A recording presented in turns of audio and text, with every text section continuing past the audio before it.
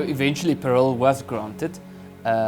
Eugene Terblanche of the AWB also went to prison, and he came out saying that he was a changed man. Would you say that you are now a changed man, having gone through prison? I don't think so. I'm the same person I was when I went into prison. My whole motto in life has been make a difference.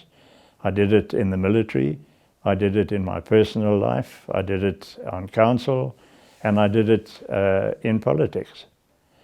And when I went to prison, I also decided that somehow I must make a difference. And I made a difference. I made conditions for my fellow inmates much, much better in the time that I was there. I was involved in all sorts of bodies. I used to organize family days.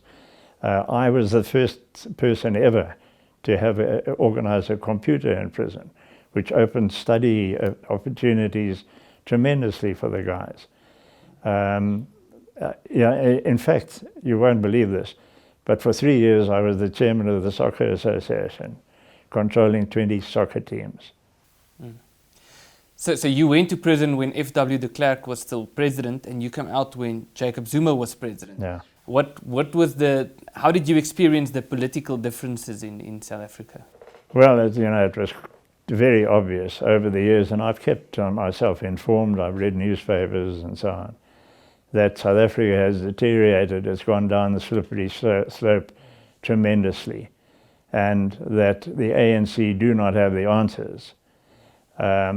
I was quite alarmed at when I was transported to the hospital to see the filth in the streets of the city of Pretoria.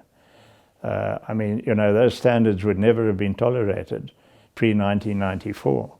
And it came as a bit of a shock, but that we expected it. We knew that they would not be competent because they couldn't be, because they hadn't had the training. You said at one stage that the killing of Chris Hani was because you were acting in defense of your people. Is that still your stance, or looking back, do you believe that was a mistake?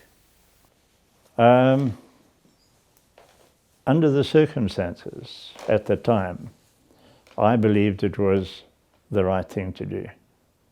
Although I hadn't finally decided, I believed that was the right thing to do, and that would be the only way, because he had the support of the radical youth who would certainly disrupt and make the country ungovernable, I hoped.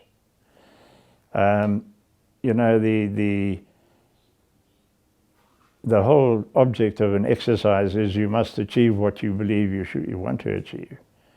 And we knew in the Conservative Party that to hand over to an ANC, SACP, communist-dominated regime would only mean disaster for everyone, not only for white people, for everybody. If you see what's happening now, the first president, Mandela, was at Xhosa. And Mbeki followed him. So the Xhosa's got all of the top posts. Then Zuma became the president, and then what happened? There's a transformation. It's now Zulus who get all of the top posts.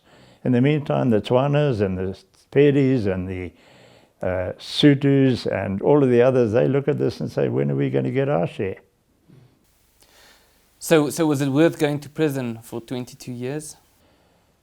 I didn't anticipate going to prison, obviously.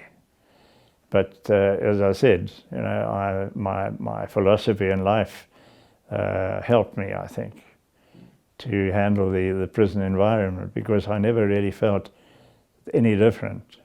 I was doing things, I was getting things done. I controlled the stores. Everyone in my unit never ran out of toilet paper or toothpaste or anything like that, because I used to take my job seriously. I ran the administration eventually in my section. I used to inform the members when a guy should appear before the parole board, because I had the record of when he was due to get parole. I had all of those records which I kept to help and to make life easier for my fellow inmates. And then lastly, what would you say is still ahead for Clive Derby-Lewis? Time will tell. You know, at the moment I'm under house arrest, which is much better than being in prison, but it's very restrictive. I'm not even allowed to go to church on a Sunday, which I find is a total gross offence, violation of my rights. But my lawyers are looking at the whole matter, and hopefully they will do something about it.